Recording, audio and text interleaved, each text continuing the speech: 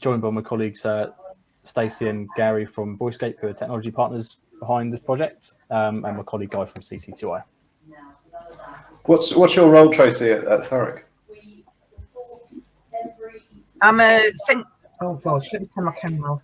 I'm in my spare room. Don't worry about it. I'm in the garage, Tracy says, not a problem. I'm a sensory rehabilitation worker, so I work with people that are sight and hearing impaired. So I work with the OTs and within a social care setting.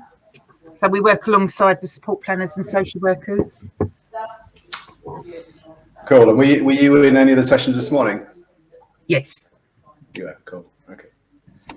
And do you have sort of any sort of responsibility around sort of community loan equipment for those sort of cohort of users, or were you just keen to hear a bit more about the service itself? Yeah, so equipment-wise, yes, quite a bit, especially sort of safety in the home, keeping people in their homes, that kind of thing. So, so yeah, I did find it very interesting this morning. Quite, I think it's a really good thing to have. Okay. So yeah, it'd be interesting to see how that develops. No problems at all. Well, what I'll do, I'll share my screen. So we'll start with a slideshow, and then we can run through from there. I will cover both aspects of it. So we looked at either the community loan equipment and the post-reablement service, and then we'll run through some demos of both, and it will outline it from there. So let me share my screen. There's a lot of talking in the background. So what, I'm going to mute. That would be my problem. I've got colleagues here. I'm going to do that. Perfect. Thanks, Guy. Yeah, and we'll do that. But if you've got any questions in the meantime, please pipe up, and we can sort of tackle those throughout the demo. Don't have to leave those to the end.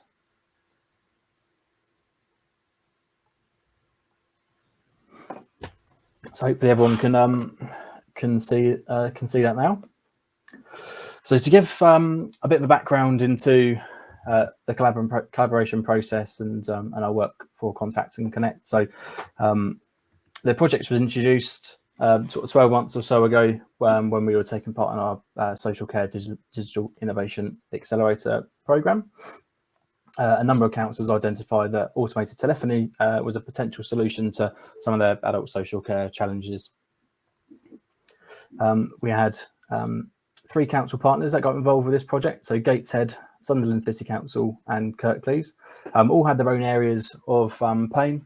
And after a number of workshops, worked out that community loan equipment and recall and recycling was a big key for Sunderland, something they wanted to tackle.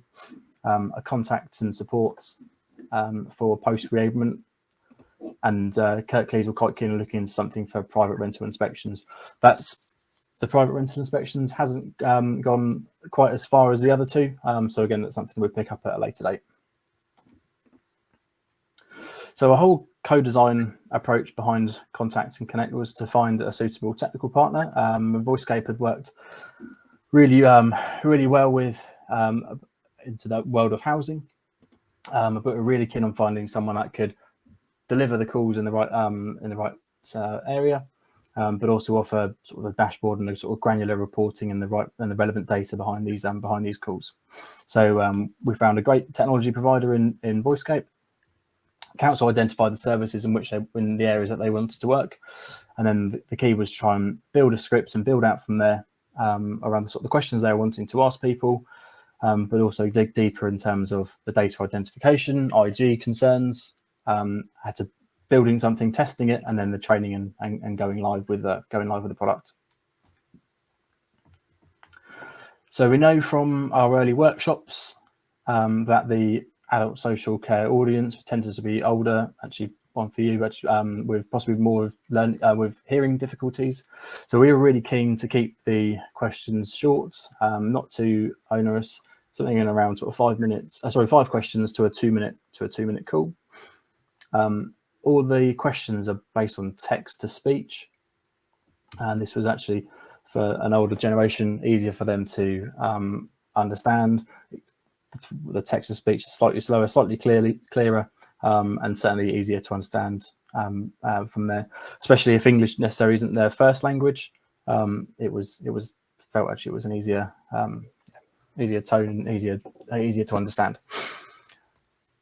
There were some challenges around differentiating calls from scam calls. So we've worked with FOHSC, and they've had a lot of success with this previously. So we use local numbers to each local authority, so it doesn't look like an out of area call.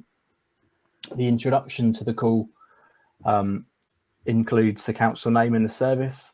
There's also a lot of marketing that goes on behind the scenes with the council to make sure that the people that are expecting these calls or people that get these calls are expecting it. Sam, am I right in thinking that so when we were working with the folks at Sunderland, when kit is being given out, they're actually setting people's expectations, and they're saying, look, you're going to get these calls, expect them, and that has a kind of direct consequence and impact on success rates. And absolutely. And then they see that in a number of ways. We worked actually the telephone number, and the agreement was actually put on the loan agreement for each piece of equipment. So when people are signing away to say yes, taking this piece of equipment, they're also made aware that they're going to get a phone call at certain stages of their agreement. One, to make sure they were happy with the piece of equipment and it still meets their needs. So they're made aware of that up front. Now, not everyone's going to remember that, but they do everything they can do within their marketing material to make sure that make sure those people are aware they are going to get a call.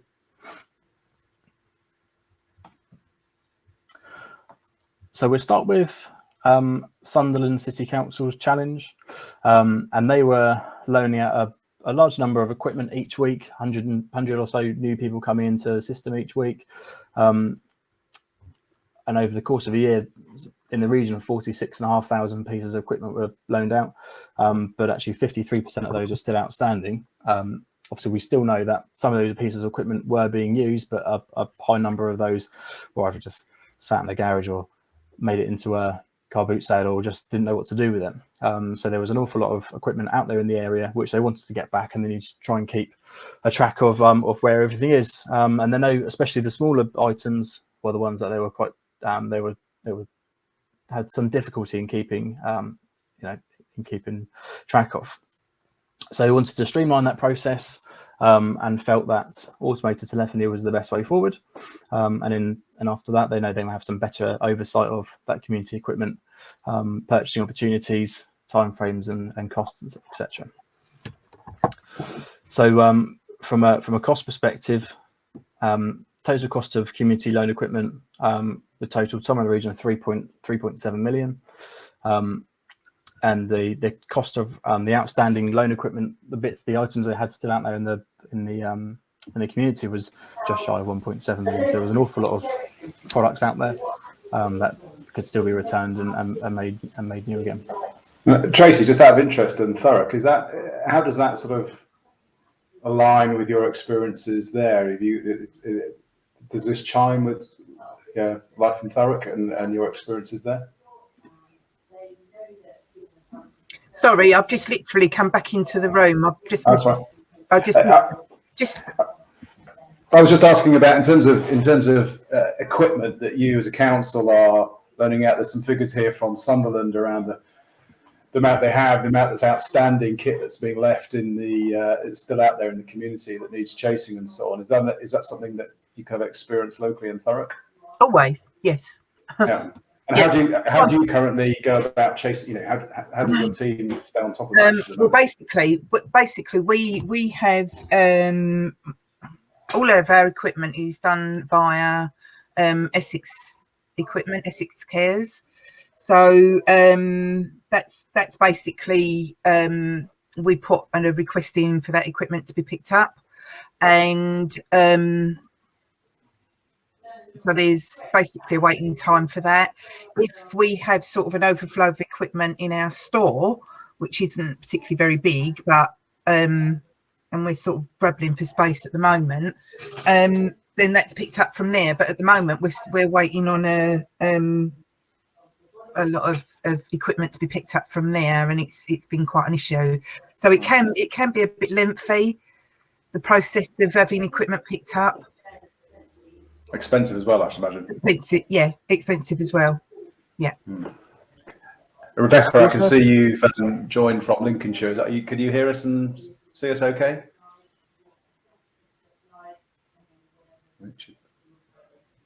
She's online, but can't hear or see. Oh, sorry, carry on. Back to you, Sam. Thank you. So sort of the approach for Sunderland's community loan equipment was to cover all new loans that started from the 6th of September. So that, like I mentioned earlier, from their marketing material, their loan forms now include a service description and the telephone number. The first call for those people will be 6 weeks after the item's been issued. And then after that, it's then quarterly. Sunderland upload manually at the moment. They upload a set of data weekly. And again, that's their chosen approach. And then the first call will roll out on the Monday after those that bit of data has been uploaded. If it hasn't been answered, there is a text message that follows up afterwards. That text message then has a link to complete that survey via that text. But again, still nothing from there. They can follow up with another 2 calls that week. And again, if we've had no response from those 3 calls, we just dropped back into the next quarter, and then it will flash up on a dashboard to say that again they haven't answered. But again, that may flag up as someone that they want to try and get in touch with again. Sunderland are fortunate enough to have a YouTube library of videos actually showing you how to use certain pieces of equipment. So again, if someone answers back through on the survey or the call, which I'll play for you after this, if somebody has an issue with a piece of equipment or needs to know how to use it, they can also get a text then of a YouTube link, which will then obviously let them watch that video, and they can go from there. To upload data onto the system, it's a fairly straightforward process. Each person or each person will need a unique identifier, whether that be an HS number or a unique identifier from the adult social care system. But from there, we can then ID what type of equipment that person has got. And again, that gives you a better overview when it comes to either restocking or reordering certain items of equipment. Sunderland also again have a dedicated customer call centre to look at the reports, and then they can follow up on collections from there as well. What I'll do, if I just stop screen sharing for a second, and then I'm going to just run through an actual call with you. So the wonders of technology means I'm going to do this on a loudspeaker on my phone. I think it's the best way we've found out how to do that. So if you bear with me just 1 second, I'll run through a call. All the answers that I do, which we'll hear shortly, will then get all sent back through to the dashboard again, which the local authority will be able to pick up.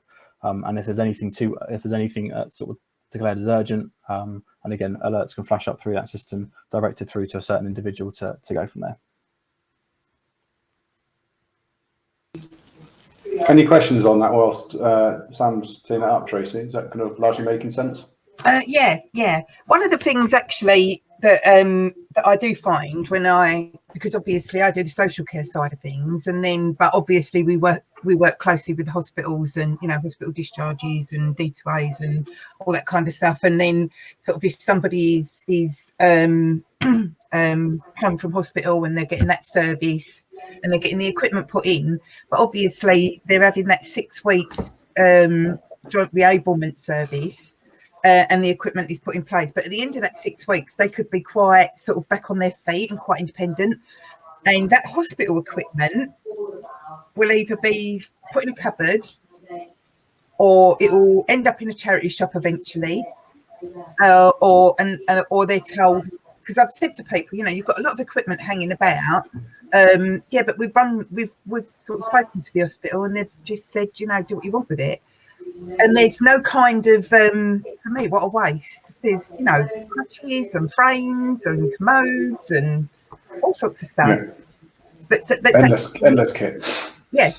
The in my eyes, the money that's being wasted is absolutely ridiculous. So if there's something in place, which absolutely makes perfect sense to me, where that can be managed, then why not? Well, the idea of this is that you could deploy this kind of technology in any of those scenarios. So I was chatting with Julie up at Sunderland. So Julie was talking earlier today, and I was chatting with her after that session, because we're exploring how you take those D2As. Many of them will be on Pathway 0, but the responsibility of the council to check in to see how they're getting on, and potentially to check in on their kit. But one of the pictures is of people going through Pathway 0 and then falling back into hospital because actually they're unwell again, and an attempt by the council to try and reduce that. So you can imagine this kind of technology can be brought to bear in so many different scenarios. And the one you just described there, of course, that's perhaps it's hospital kit. There's responsibility on, and the hospital perhaps are saying, "Oh, we don't care," which is kind of bizarre. You're kind of at some point, one of the issues is around just getting hold of this stuff. The supply chain in the current world that we live in right now is a nightmare. So that's exactly it. That's another scenario in which this kind of technology could be enormously powerful. It's not, in many ways, it's kind of simple, isn't it? We will be receiving telephone calls, press 1 for this, press 2 for that, for donkeys.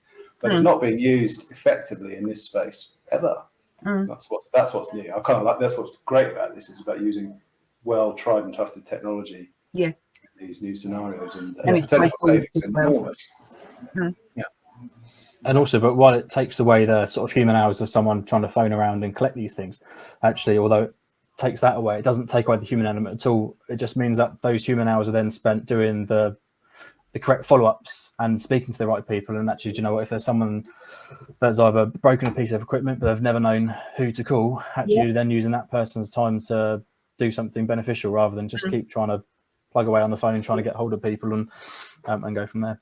And like having difficulty using it, where they can just look at a video or speak to somebody and say, perhaps I need sort of, a little bit of a training session on this, and they can guide them in the right direction. But how great would it be if actually that person gets that instruction without you needing to get involved, because they've responded to a telephone call, indicated that they're struggling, and then the content arrives dynamically directly to them. Yeah. All very personal, but without the need for staff to do it. And if you cast your mind back to when COVID landed, and one of the interesting things in the poll earlier today was around where else might this be useful, and that kind of connection with and checking in with the community. You imagine when COVID kicked off and the armies of people within the local government who were tasked with sitting on the telephone, calling around and checking on vulnerable people.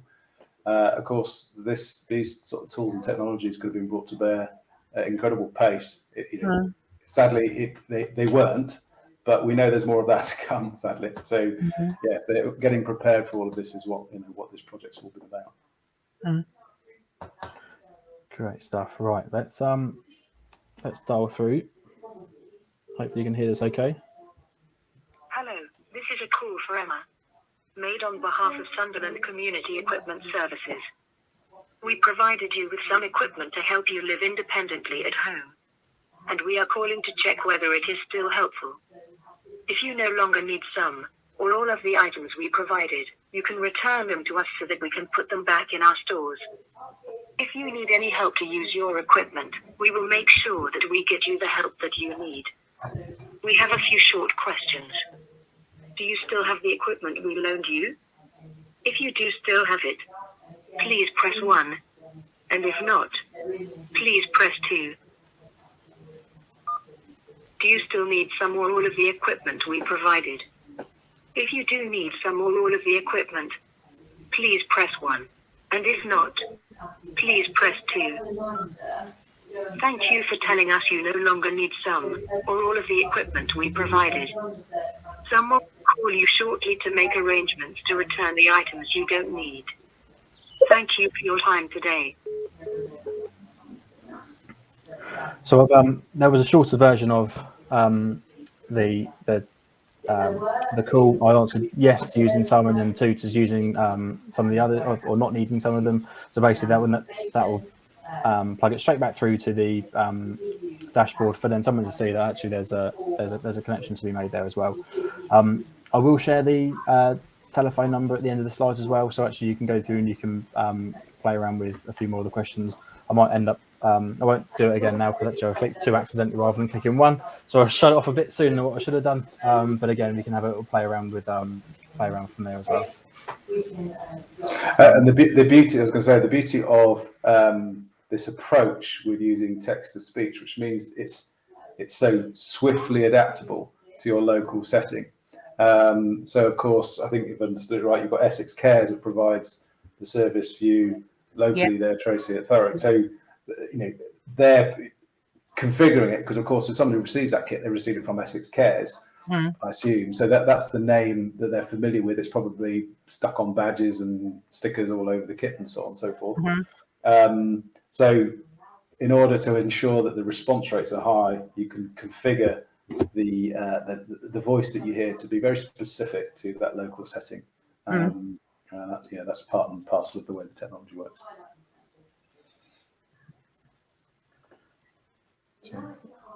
Just get back into our screen share 2 secs.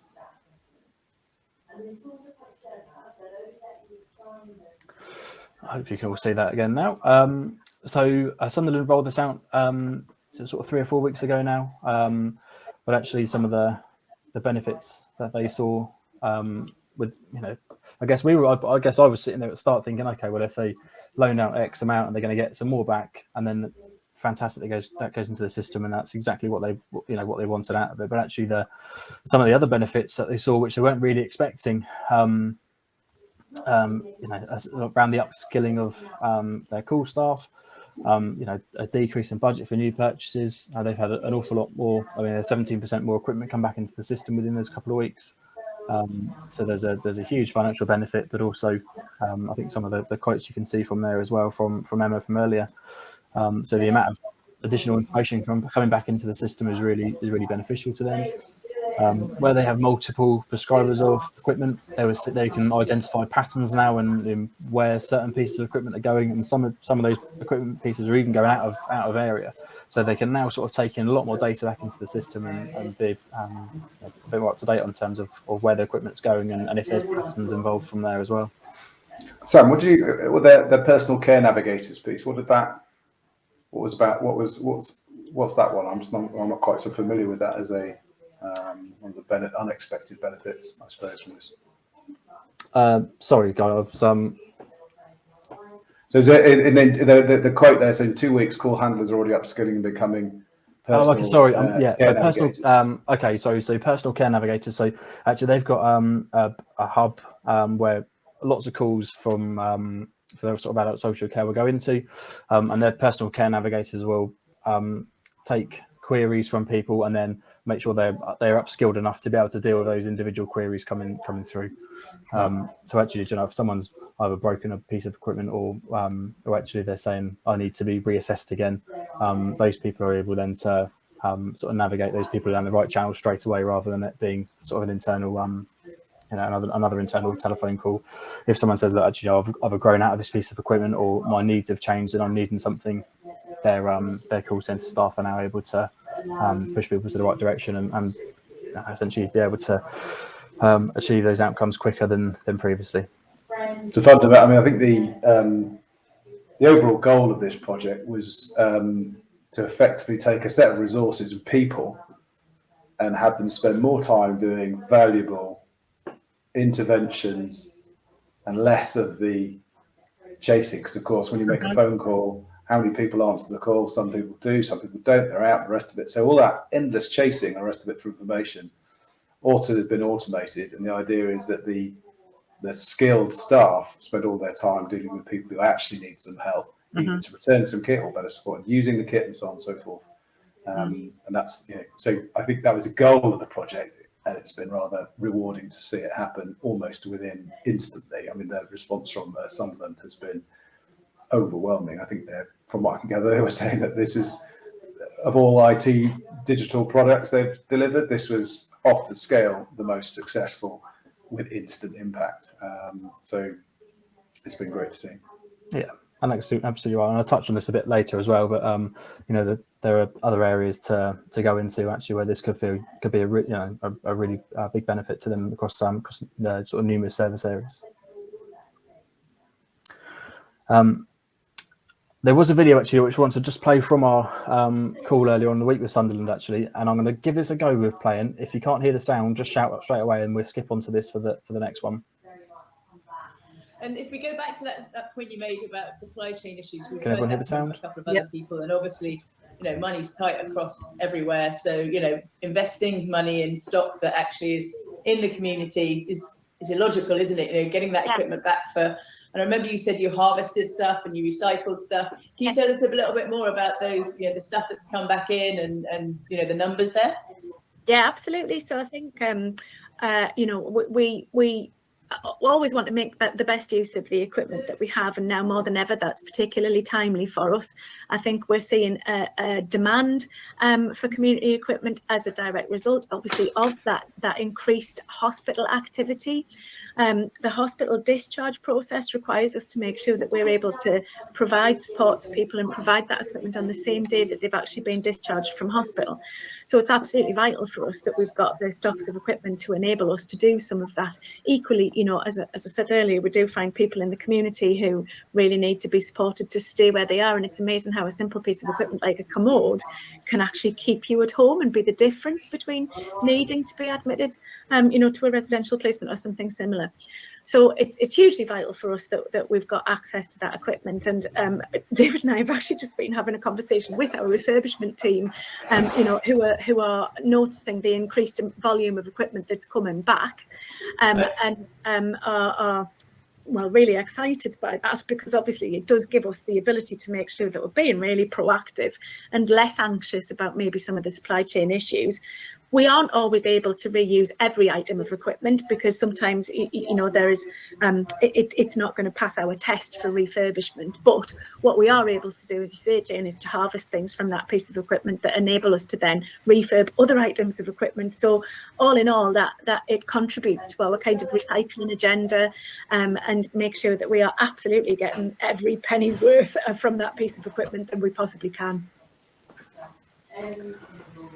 So from Sunderland's point of view, they had quite a bit of, well, again, probably for most people, the supply chain issue was a really big issue for them, and they were really keen on you know, on this being something to solve that issue. Lastly, I just wanted to move on to the business case for Contact&Connect. This one specifically for community loan equipment. The business case is based on a local authority's population. From there, we can, from some research we've done, we can work out the average number of calls required to cover the community loan equipment. So as an example, based on a average population of 250,000, we'd work out that for community loan equipment we require somewhere in the region of 20,164 calls. There is an extra 10% included within that as well, just for sort of a fair usage in case we do see a slightly higher volume than expected. Total costs for the project will then be £25,833.33, giving you a net business case saving over the course of 12 months of £107,472.66. So there's a really strong business case behind it. From the point of someone saying, yes, we'd like to go ahead to actually rolling it out, we look to around sort of 6 weeks. And that's the case that that's probably the soonest it will happen.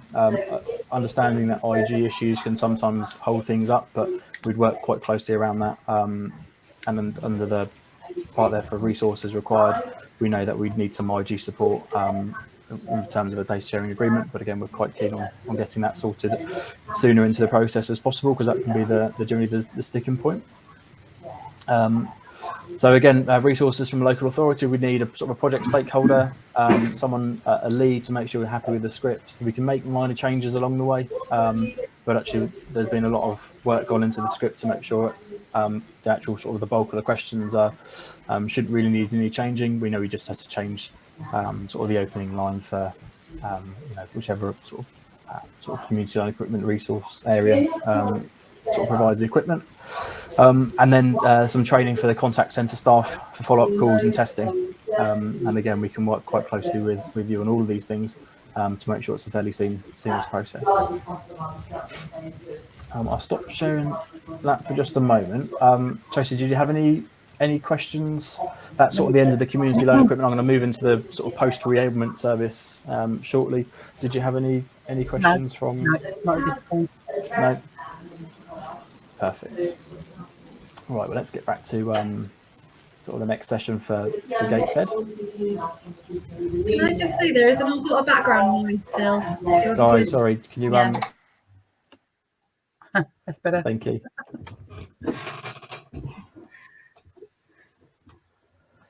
It's like working from an office again.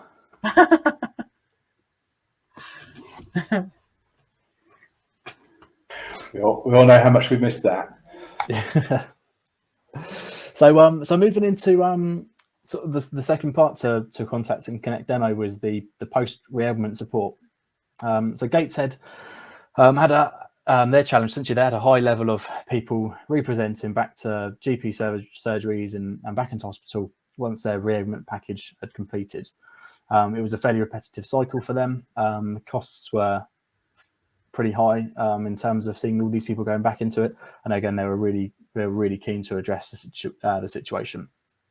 Sort of other challenges, certainly during the COVID era, there was an increase in social isolation and also a lack of engagement with community services post their reablement service. You may be aware, sort of internal reporting resources relatively quite extensive. It's all manual as well, and they were really struggling with sort of the man hours really to do that. Also, the data they found from people in that post reablement package could often be up to a couple of weeks out of date, and if not more. So Gateshead was seeing approximately 1,900 people a year go through their reablement pathway, and spent an awful lot of time spent collecting data for their internal reporting, some in the region of 875 hours in doing so. So the reablement questions on their scripts was they were really keen to work out with people managing stress, go to the toilet, use bath, preparing their meals and drinks, walking around and generally being safe at home. Really keen to find out actually if someone had any falls. That was quite a key one for people representing back into A&E, actually if they had some fall and either didn't do anything about it straight away, and in time it could cause them to have more issues, and again they go through the whole cycle all over again, and then potentially issues with taking medication, which is outside of the Care Act. From those reablement questions, I'm just going to dive into the call again, and I'll go back to the loudspeaker on the phone. So if you just give me 2 seconds, we'll dial through to that, and this time you will hear all the questions. Hello. This is a call for Emma Rose from the Gateshead Prime team.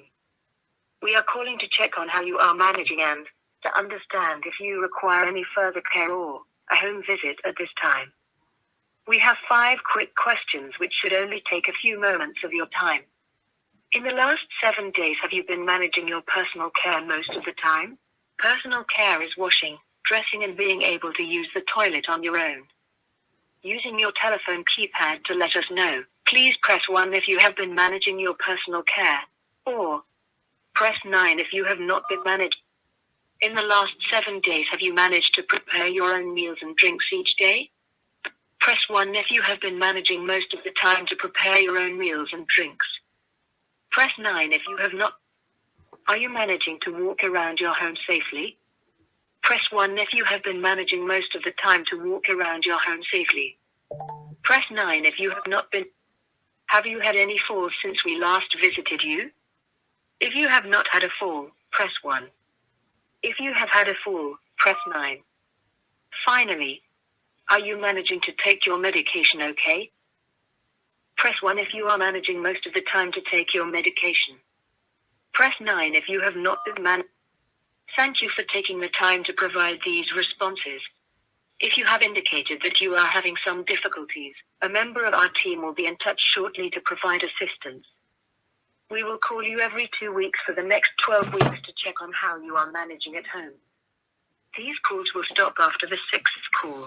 If your needs change in the meantime and you feel that you may require assistance with daily living any sooner, please call Adult Social Care Direct on 0191 433 7033. Goodbye. So it's good to see actually, rather than just the questions, there's some sort of further follow-up text to that as well. And again, Gateshead are really keen on trying do as much sort of as early intervention as possible. And actually, if someone needs help, it's easier to do it sooner than waiting for people to represent again back through to GPs or A&E. Tracy, in terms of locally in Thurrock, what's your, do you know, I don't know how close you are to the career enablement pathway that people might be on. How is that all managed locally there, and how do you stay on top of that cohort, both for the 6 weeks, but in this particular case for the weeks that follow up to day 99, I think it is. So basically you're talking about 6 weeks, say like home from hospital, JRT, 6 weeks care. Is that what you're talking about? Yes, and then I guess the follow up. Yeah. So the discharge from hospital, that's managed via the hospital social work team. They're assessed to go home with the care package from joint reablement or a bridging team. And following that 6 weeks, obviously that will continue until they are assessed. So if they haven't been assessed after 6 weeks, they'll still be receiving care until they are assessed. So if we have a backlog, then care will be in place. It won't just stop. So once they're assessed, care will have a discussion with them whether care will be continued or whether they're okay at that point. So if they want the care to stop, then that's it. It stops.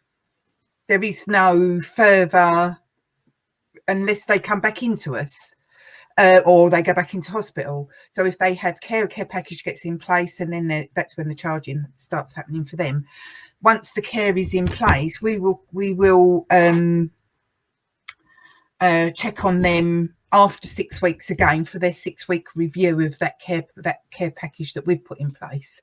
And if everything's okay, then it's closed until a need changes, and then we will relook at it. So basically that's the process. So that would mean probably having how many workers? So that could be a social worker plus me plus an OT, plus the hospital staff. So at any point during that, like you say, at the review process, does it actually need somebody to be there physically, or could it be done virtually, with the phone calls and the questions? My only issue is that I know that when people come out of hospital and they've got the 6 week care in place, that is a free service, and they are fully aware of, and particularly with the elderly, because they're very sort of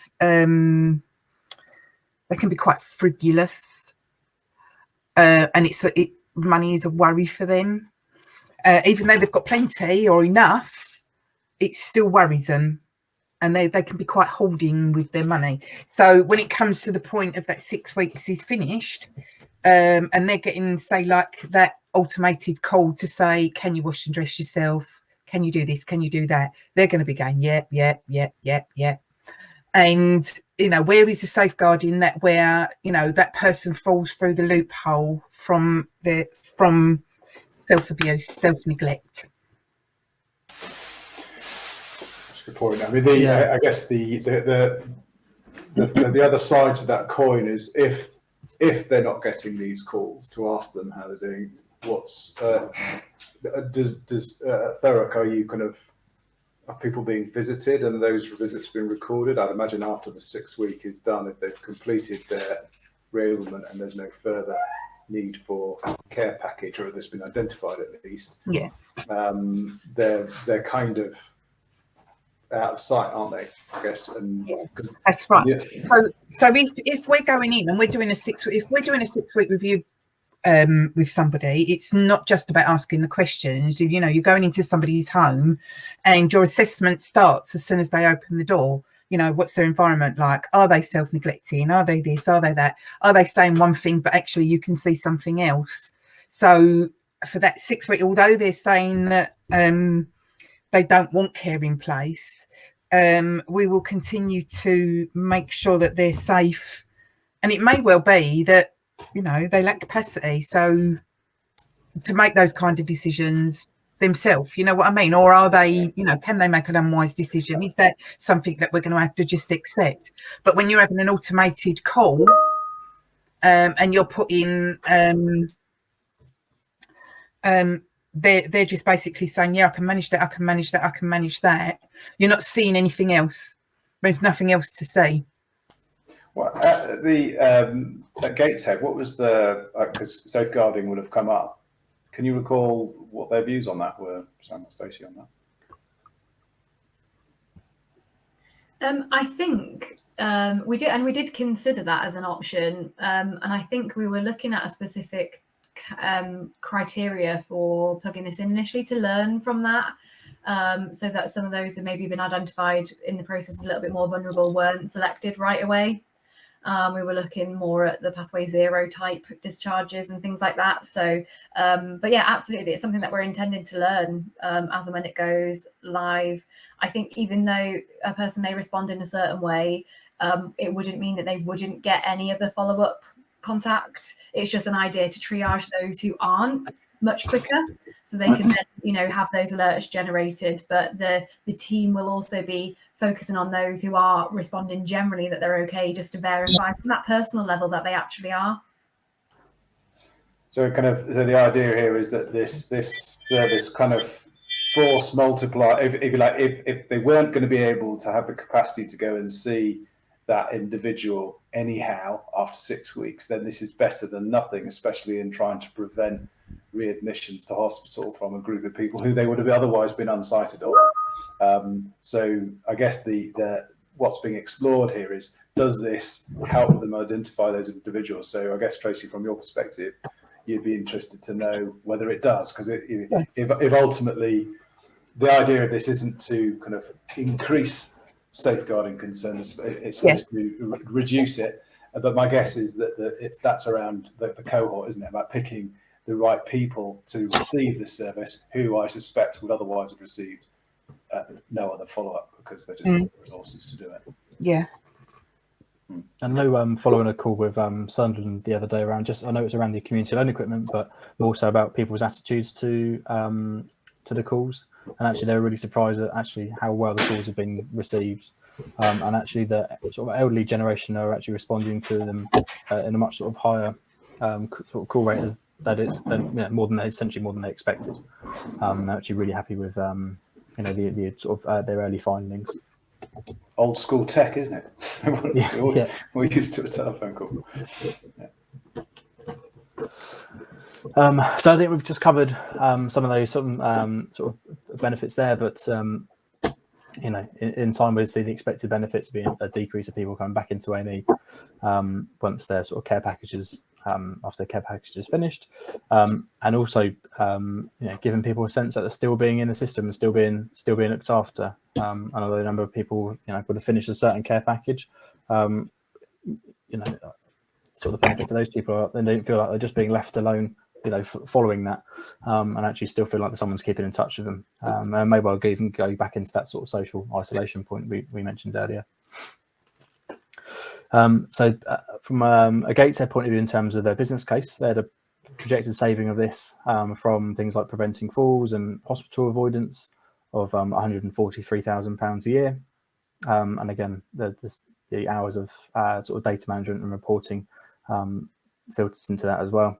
And again, from additional benefits, the data they see is improved, and the reduction of human error, and actually the customer satisfaction point of view is much higher as well.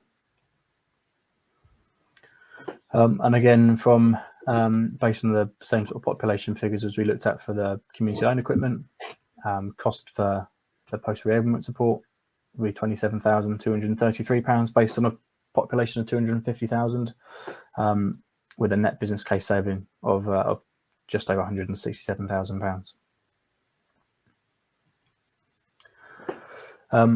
Once all the calls have gone out, there's a dashboard which local authorities will have access to. This is where they basically upload their data, and also how they can extract it as well.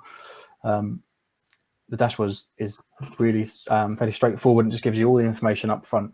You'll see how many calls have gone out, who's answered, the response ratio, and then sort of the status of which calls haven't been answered or who needs spoken to more. If there's an alert that flashes up that says someone, I've had a fall and I need assistance straight away, and that doesn't just go into the dashboard solely, that can go through to emailed off to relevant members of staff, so everyone's aware of that sooner. So any of these sort of urgent inquiries are dealt with as soon as possible. Again, in time, we can do more on one-to-one demos. We can look at a live dashboard or a dummy version of what a dashboard would look like, and we can play into play around with those as well. Out of the post-reablement support, we knew that there was going to be a further script written for the 90-day reporting, so make sure we were aware of where everyone is at that point.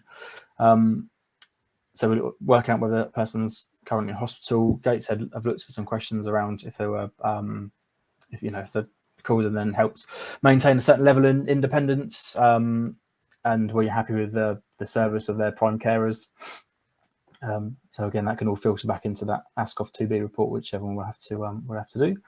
And again, the automatic calling would just be a significant sort of time reduction from people trying to work out quite where people are at that stage, and if they're happy with the service up to that date.